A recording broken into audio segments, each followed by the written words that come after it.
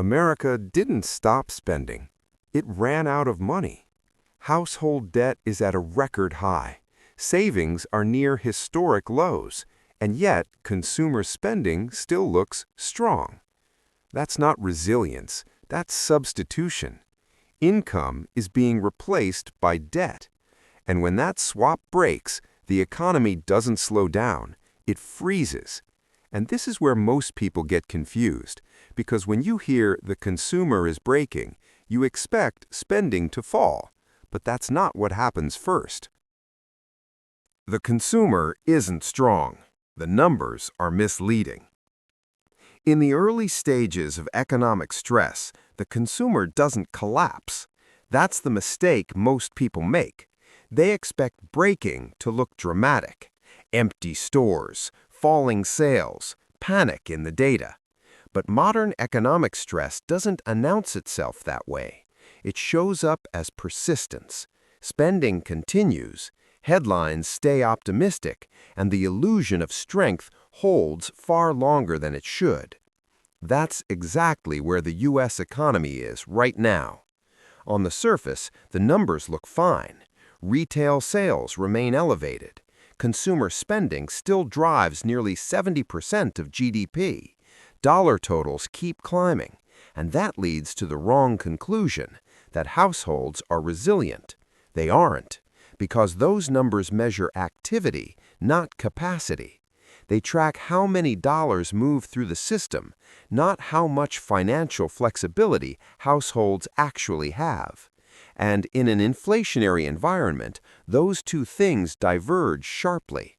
When prices rise faster than income, total spending can increase even as purchasing power collapses. A grocery bill that used to cost $100 now costs $130, $140. The register records higher sales, but the cart holds fewer items. Retailers collect more money, yet households walk away with less value. That's not consumer strength. That's inflation distorting the signal. This is why nominal spending is such a dangerous metric. It can rise all the way into a downturn, sometimes right up to the moment things break, because price increases mask volume declines. What matters is not how much money is spent, but how much demand remains once necessities are covered. And that picture is deteriorating fast. Unit volumes tell the real story. Households are buying fewer items per transaction. Discounting appears earlier in the cycle. Inventories move only after deeper promotions. These are not signs of confidence. They are signs of resistance. Consumers are not expanding their behavior. They are adapting to constraint. Population growth further muddies the data. More people spending smaller amounts per household can push national totals higher without improving financial health at all. Aggregate numbers rise, while per capita capacity falls. Stress is hidden inside the average. At the household level, the reality looks very different from the headlines. After housing, after insurance, after food and utilities, what remains is shrinking. Discretionary capacity is being squeezed out, not gradually, but mechanically. And this is the critical distinction. Spending today is not a signal of comfort, it's a signal of obligation. Bills still have to be paid, essentials still have to be purchased. Life doesn't pause just because balance sheets weaken. So households keep spending, not because they're confident, but because they don't have a choice. That's why consumer spending is often strongest right before it breaks, because what looks like resilience is often just endurance, and endurance has a limit. Once income can no longer carry spending, the system has to find another source, and that's where the story actually begins. If consumers aren't spending from strength, then the question isn't why spending remains high, it's how. When income fails, debt takes its place. If consumer spending isn't being supported by income, then the gap has to be filled somehow. That gap doesn't disappear, it gets financed. This is the structural shift now defining the U.S. economy. Household spending is no longer carried by rising wages. It's being carried by expanding credit. That distinction changes everything. For decades, debt functioned as a bridge. It smoothed short-term gaps, covered temporary disruptions, allowed households to adjust without breaking. But a bridge only works if there's solid ground on the other side. That ground used to be income growth. Today, it isn't. Real wages have stalled, while the cost of living reset higher. Housing absorbed a larger share of income. Insurance premiums surged. Food and utilities stayed elevated.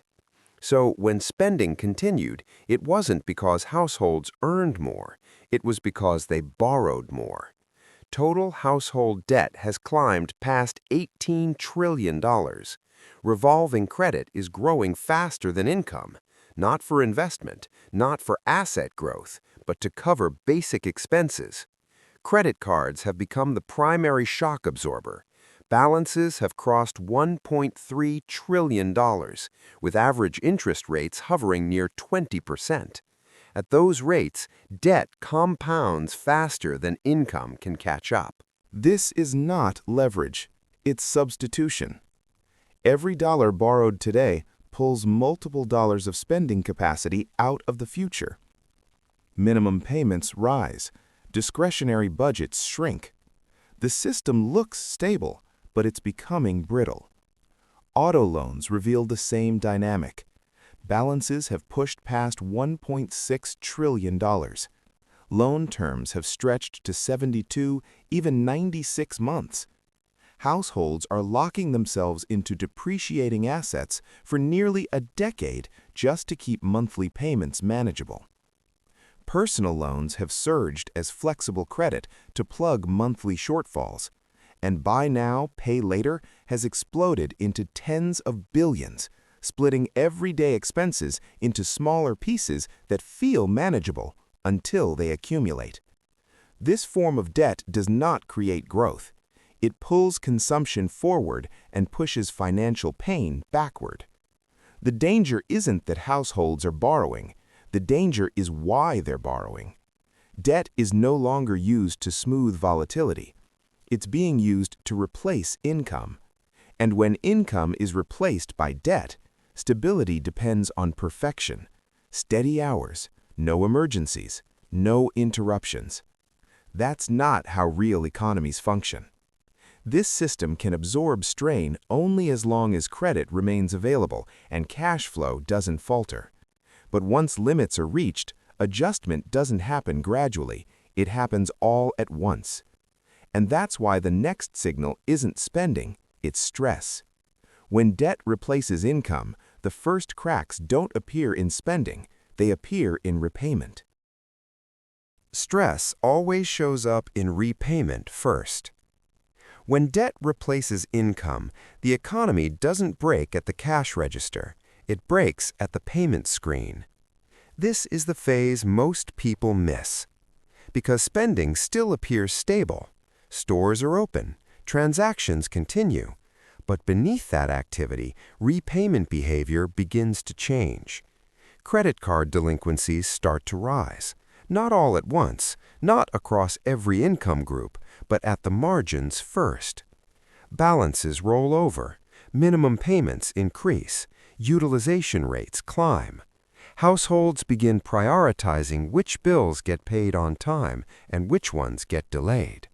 This isn't irresponsibility, it's arithmetic. At 20% interest rates, even modest balances compound into permanent drag. Debt that once absorbed shocks now consumes future cash flow before it ever reaches households. Auto loans reveal the next fracture point. Subprime auto delinquencies begin rising before prime borrowers feel pressure. That's not because subprime borrowers are uniquely reckless, it's because they have the least margin for error. Longer loan terms, paired with depreciating assets, lock households into payments that don't adjust when income weakens. Miss a few hours at work, face an unexpected repair, absorb a higher insurance bill, and the payment chain starts to strain. Buy now, pay later exposes the most fragile layer. BNPL doesn't look like debt, it looks like convenience. 4 small payments, no interest headline, minimal friction. But functionally, it fragments expenses across time until households lose track of total obligation. Multiple BNPL plans overlap, payment calendars stack, cash flow becomes opaque. What feels manageable in isolation becomes unmanageable in aggregate. And because BNPL often sits outside traditional credit reporting, stress builds invisibly until it suddenly surfaces. These are not isolated problems, they are pressure fractures. They appear wherever households are weakest, long before they show up in official data. This is why repayment stress always leads spending declines. Households fight to maintain normalcy. They cut elsewhere. They delay payments. They juggle obligations. Spending continues until flexibility is exhausted. Once that happens, the adjustment isn't gradual. Credit tightens, limits are reduced, access narrows, and the artificial support holding up consumption begins to fail. But even here, the system still has one buffer left: savings. Debt can only function as a bridge if there's a place to land. That landing place used to be savings. When savings disappear, everything sinks. Debt can only function as a bridge if there's somewhere to land. That landing place used to be savings. Today, that buffer is largely gone. The U.S. personal savings rate has collapsed back toward 3 to 4%. Historically, levels associated with financial stress, not stability. The excess savings built during the pandemic have been exhausted. What remains is thin, uneven, and dangerously insufficient.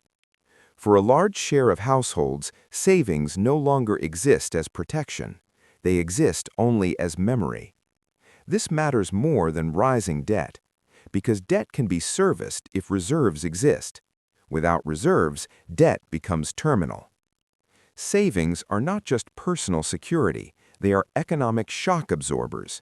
They allow households to maintain spending through temporary stress. When savings disappear, spending becomes instantly reactive. Consumption no longer responds to confidence, it responds to constraint. This is where pressure begins to synchronize. In past cycles, costs rose unevenly. Relief in one area offset strain in another. That offset no longer exists. Insurance premiums are rising, energy bills have reset higher, food prices stabilized at elevated levels. Housing continues to absorb a historically high share of income. These are not discretionary costs. They are mandatory entry fees to modern life, and they are rising together. When fixed costs expand simultaneously, discretionary spending isn't reduced gradually, it's eliminated. Households don't cut back, they retreat. This is the danger of synchronization.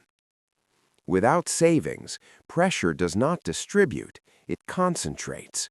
A modest increase in expenses or a small income interruption forces immediate adjustment. There is no buffer to absorb the shock. Every disruption becomes a debt decision. Every delay compounds stress. This is why the erosion of savings is more dangerous than rising debt alone. Debt can be refinanced, rates can eventually fall, but lost reserves cannot be replaced quickly. Once savings are gone, the system runs on timing alone. Everything must go right every month, and that's not resilience, that's fragility. With savings depleted, the system depends entirely on one final support: income. Income fails without layoffs. By this point in the cycle, most observers are watching the wrong signal. They're waiting for layoffs.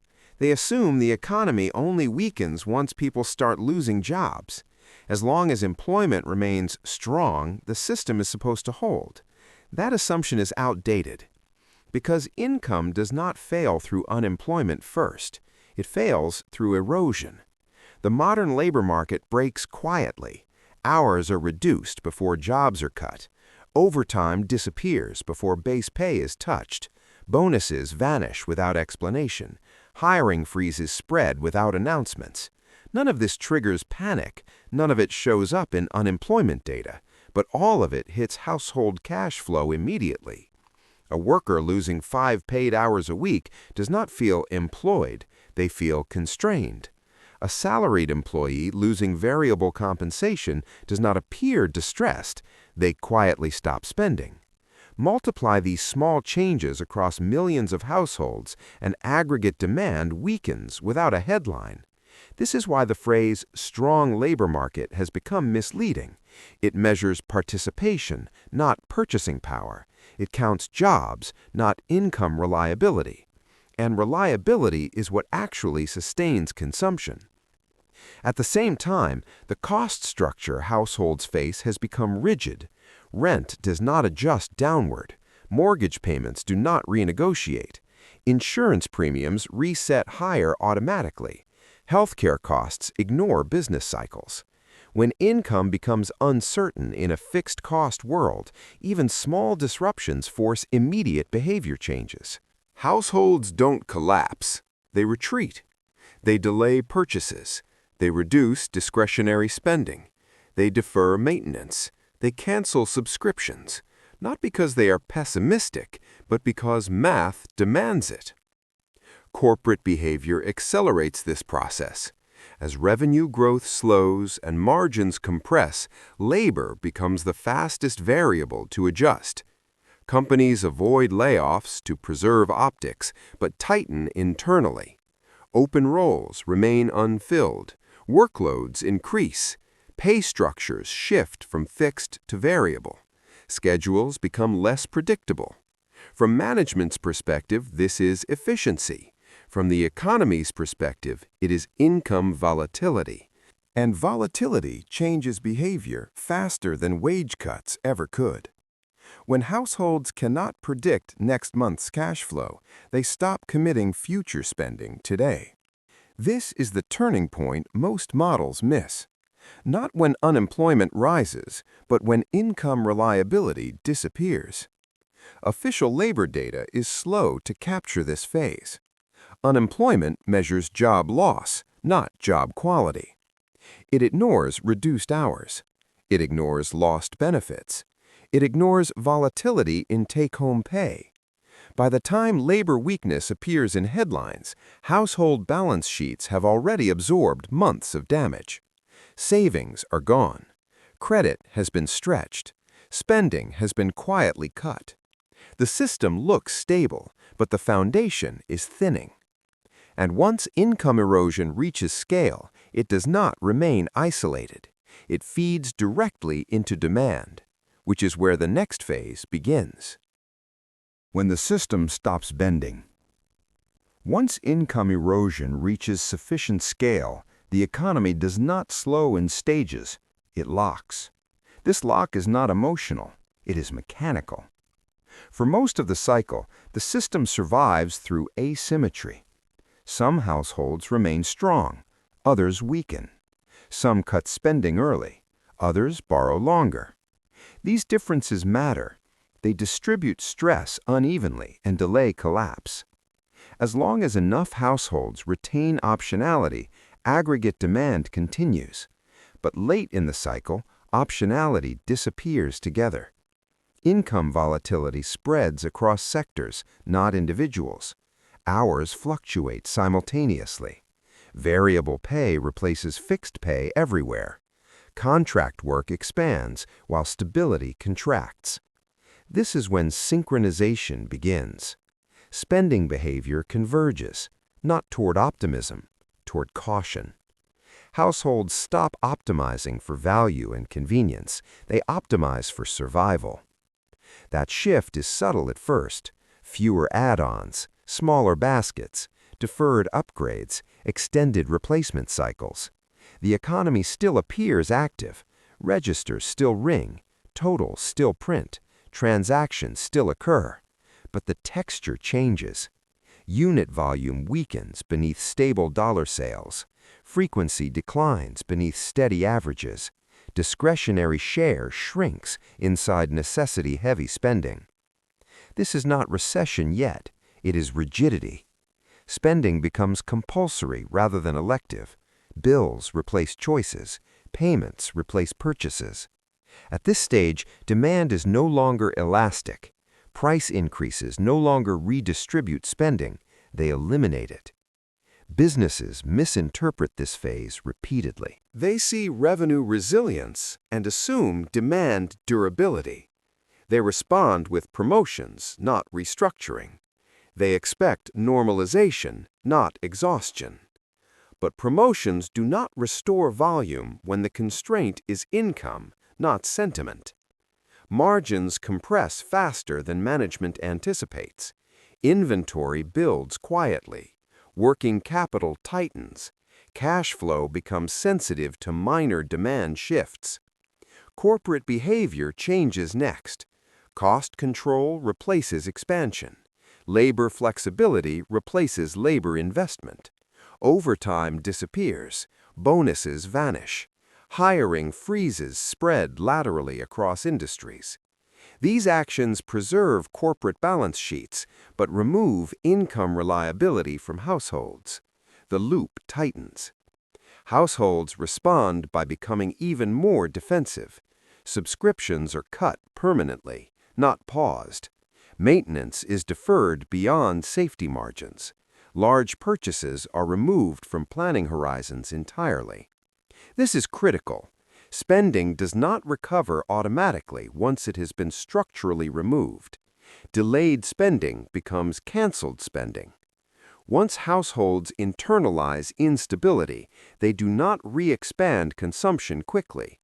Trust is lost faster than it is rebuilt. Financial markets misread this phase almost every cycle. Asset prices remain elevated because liquidity persists. Indexes rise on earnings per share engineered by cost cuts. Buybacks mask revenue deterioration. From the top down, the system looks functional. From the bottom up, it is hollowing. This divergence creates false confidence. Investors assume resilience because prices hold. Policymakers assume strength because aggregates persist. But aggregates no longer represent capacity. They represent inertia. Credit conditions then shift. Delinquencies rise first in weaker segments. Subprime stress spreads to near prime. Standards tighten quietly before they tighten publicly. Access to credit contracts at the margin. This matters because credit has been filling the income gap. Once credit availability tightens, spending loses its final artificial support. Households do not panic, they retreat. Spending freezes, not all at once, but everywhere at nearly the same time. This is why downturns feel sudden. They are not sudden events, they are synchronized decisions. At scale, even small behavioral shifts compound violently. A 1% reduction in real consumption removes hundreds of billions from economic activity. That loss does not circulate, it terminates. Corporate revenues soften broadly. Forecasts miss in clusters. Guidance revisions accelerate. Risk pre-pricing follows mechanically. Valuations built for growth must adjust to constraint. Credit spreads widen. Equity multiples compress. Liquidity retreats from marginal assets. Policy response arrives late in this sequence. Rate cuts stabilize financing conditions. Liquidity calms markets. But policy cannot reverse behavioral adaptation. Households do not resume spending because rates fall when income remains unstable and savings are gone. Stimulus works best when optionality still exists. After synchronization, it only slows descent. This is the hard truth of late-cycle intervention. By the time contraction becomes visible in macro data, the system has already changed. Not temporarily, structurally. Spending has been reprioritized, risk tolerance has collapsed, growth expectations have been reset. This is not a confidence recession, it is a capacity recession, and capacity does not rebound on sentiment. The final phase arrives quietly. Bills are paid until they cannot be paid. Debt is serviced until limits are reached. Transactions continue out of obligation, not strength. The illusion persists right up until it doesn't. When constraints finally replace choice everywhere, activity does not decline further, it stops. That stop is what history labels a crash. But crashes are endpoints, not beginnings. The beginning was synchronization. The cause was arithmetic. The delay was denial. And by the time recognition arrives, the system is no longer bending, it is locked. This channel isn't about predicting crashes, it's about understanding how systems actually break. If the framework we're using here is useful, you're welcome to stay. In the next video, we'll look at what happens after the system locks. Not panic, not headlines, but adjustment. Thanks for watching.